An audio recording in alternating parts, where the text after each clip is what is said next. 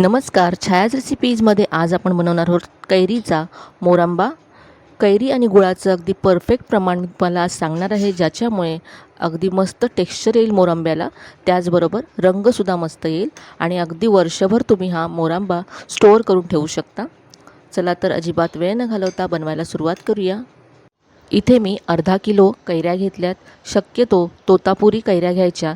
या कमी आंबट असतात, त्यामुळे या मोरांब्यामध्ये आपल्याला कमी गूळ घालावा लागतो. यानंतर आंबा किंवा कैरी घेताना अशी कडक घ्यावी आणि कापल्यानंतर ती आतून सफेद असेल, पिवळसर नसावी अशीच कैरी इथे घ्यायची आहे. पहा, सफेद आहे. आता ही आपण सोलून घेऊया.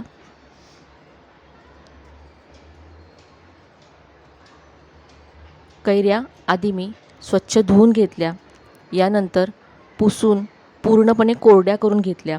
अजिबात पाणी राहून द्यायचं नाही. पाणी राहिलं तर आपल्या मोरंबा जास्त दिवस टिकणार नाही. आता या इथे मी 3ही कैऱ्या सोलून घेतल्यात. आता या कैऱ्या आपल्याला किसून घ्यायच्यात. तर किसणीने मी या किसून घेते.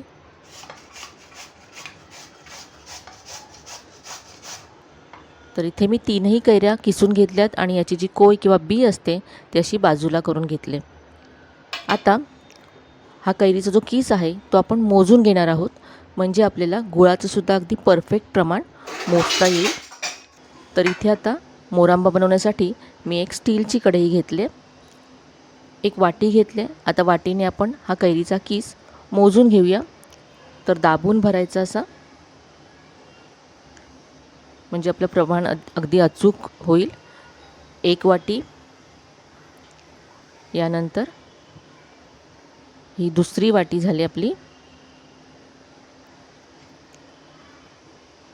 आणि आणखी साधारण अर्धी वाटी, म्हणजे आपला हा कैरीचा किस 2.5 वाटी आहे. तर यासाठी आता आपण 2.5 वाटीच चिरलेला गूळ घेणार आहोत.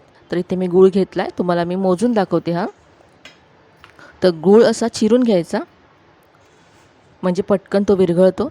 तुम्ही साखरसुद्धा घेऊ शकता किंवा अर्धा गूळ आणि अर्धी साखर घेतली तरी चालेल. तर इथे 1 वाटी गूळ मी घातला. ही दुसरी वाटी,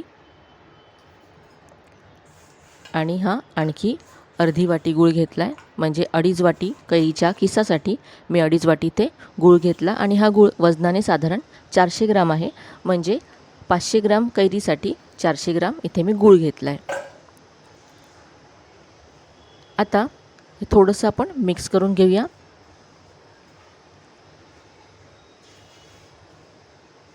हलक्या हाताने हे मी मिक्स करून घेतलं. आता यामध्ये 1 दालचिनीचा तुकडा घालायचा आहे आणि 3 ते 4 लवंगा घालायच्या आहेत. तर या दोघांचाही स्वाद खूप मस्त येतो लोणच्याला. नक्की घालून पहा. आता ही कढई मी गॅसवरती ठेवले. गॅसची फ्लेम मंद ठेवायची आहे आणि हे असं मिक्स करत राहायचं आहे. थोड्या वेळातच हा गूळ पूर्णपणे विरघळेल. आपण चिरून घेतला आहे, त्यामुळे गूळ विरघळायला जास्त वेळ लागत नाही. तर पहा, गुळाचं अगदी पाणी झालं आहे. आता याला उकळी आले.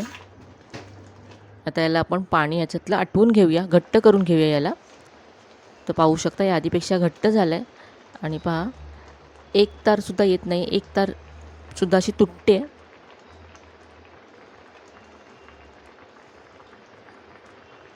तर इतपत आपल्याला हे घट्ट करून घ्यायचं आहे.